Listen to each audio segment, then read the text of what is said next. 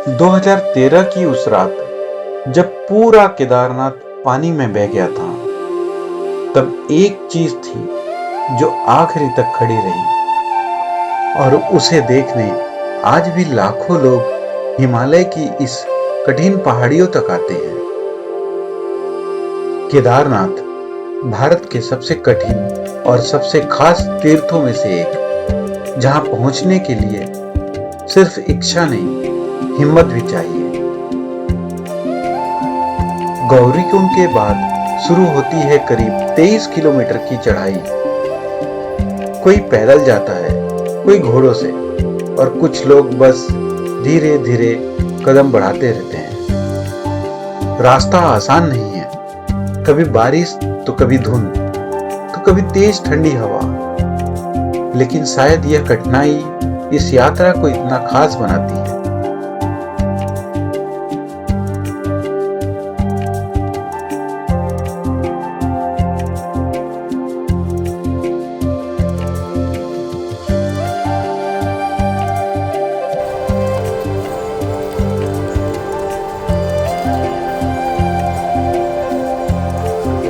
इस रास्ते पर कुछ लोग घोड़ों से जाते हैं और कुछ इन पिट्ठुओं के सहारे।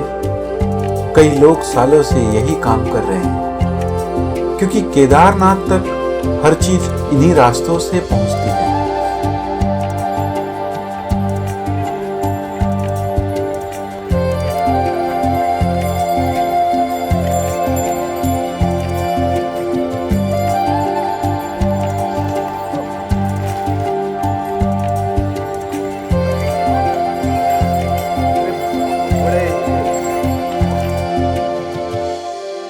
जैसे जैसे आप ऊपर पहुंचते हैं, वैसे वैसे हिमालय का असली रूप दिखाई देने लगता है। चारों तरफ बर्फ से ढके विशाल पहाड़, इतने शांत कि कुछ देर के लिए इंसान अपनी सारी परेशानियां यहां भूल जाता है। सुबह होते ही पूरा रास्ता हर हर महादेव से गूंजने लगता है, और यही आवाज थके हुए कदमों को भी चलते रहने की ताकत देते हैं।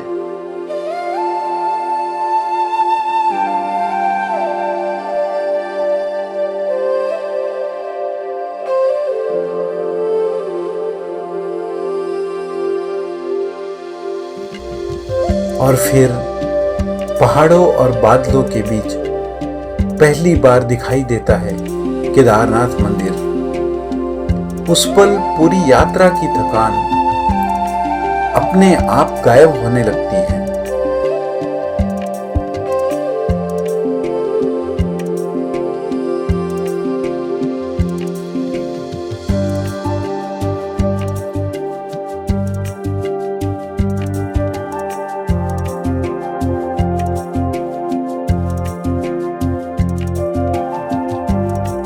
करीब 1200 साल पुराना यह मंदिर आज भी उसी मजबूती से खड़ा है।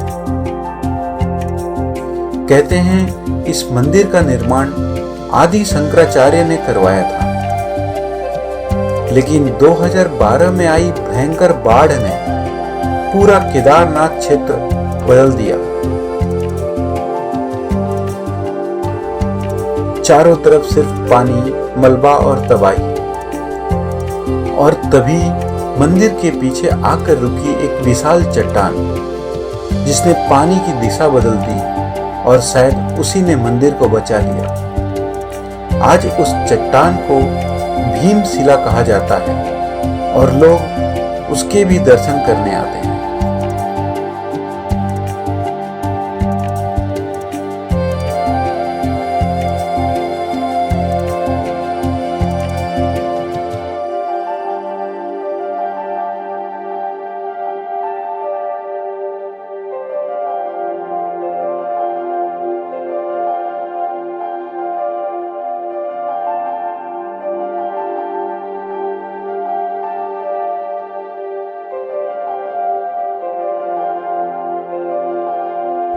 यहाँ देश के हर कोने से लोग आते हैं, कोई पहली बार तो कोई बार बार, लेकिन वजह लगभग सबकी एक ही होती है, क्योंकि कुछ यात्राएं सिर्फ पूरी नहीं की जाती, उन्हें महसूस किया जाता है।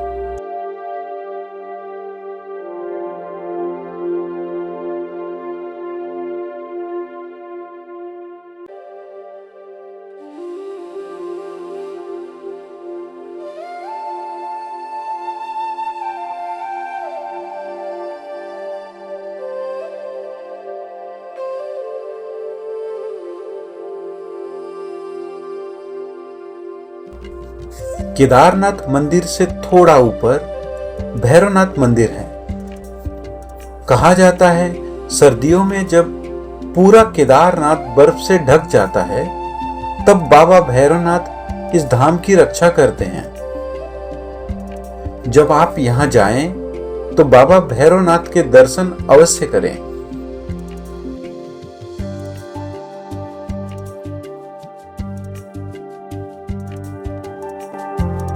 केदारनाथ मंदिर के पास एक छोटा सा कुंड है जिसे तेरस कुंड कहा जाता है। कहा जाता है यहाँ जब लोग भोलेनाथ का नाम लेते हैं तो पानी के अंदर कुछ हलचल होने लगती है। पहले मुझे भी इस बात पर यकीन नहीं हुआ, लेकिन जब मैंने खुद महादेव का नाम लिया तो पानी के अंदर छोटे छोटे बुलबुले उठने लगे। हर हर महादेव, हर हर महादेव। यहाँ की सबसे खास बात सिर्फ मंदिर नहीं है, बल्कि यहाँ का माहौल, ऊंचे पहाड़, ठंडी हवा, ऐसी शांति जो शायद शहरों में कहीं महसूस नहीं होती। और शायद यही वजह है कि लोग बार बार केदारनाथ लौट कर आते हैं, क्योंकि कुछ जगह सिर्फ देखी नहीं जाती, महसूस भी की जाती हैं। कहते हैं शिव को पाने के लिए मंदिर जाने की आवश्यकता नहीं, लेकिन अगर आपको शिव को समझना है तो आपको यहां आना ही होगा। जीवन में एक बार केदारनाथ की यात्रा जरूर करें। यहां आप खुद को भगवान के करीब महसूस करेंगे या अपने आप के।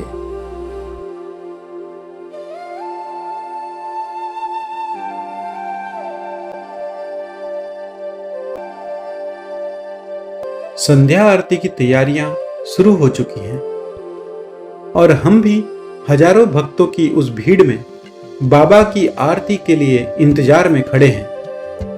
कुछ ही देर में एक बार फिर बाबा के दिव्य दर्शन होंगे और फिर धीरे धीरे केदारनाथ की ये घाटी मंत्रों की गूंज से गहरी शांति में बदल जाएगी।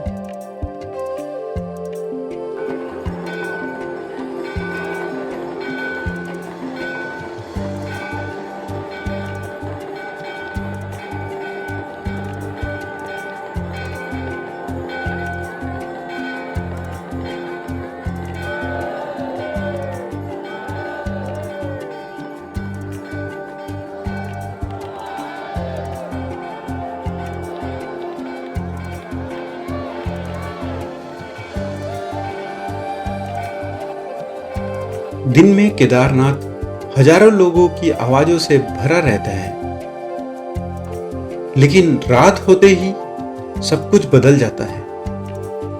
भीड़ चली जाती है, आवाजें धीमी हो जाती हैं और फिर हिमालय की उस ठंडी रात में बस मंदिर, पहाड़ और शांति बसती है। शायद केदारनाथ का असली रूप रात में महसूस होता है, जहां इंसान बोलना कम और महसूस करना ज्यादा शुरू कर देता है। और शायद यही वजह है कि लोग बार बार यहां लौट कर आते हैं। हर हर महादेव। शायद कुछ यात्राएं सिर्फ पूरी नहीं की जाती, उन्हें महसूस किया जाता है। केदारनाथ मेरे लिए सिर्फ एक जगह नहीं, एक एहसास है जो शायद हमेशा मेरे साथ रहेगा।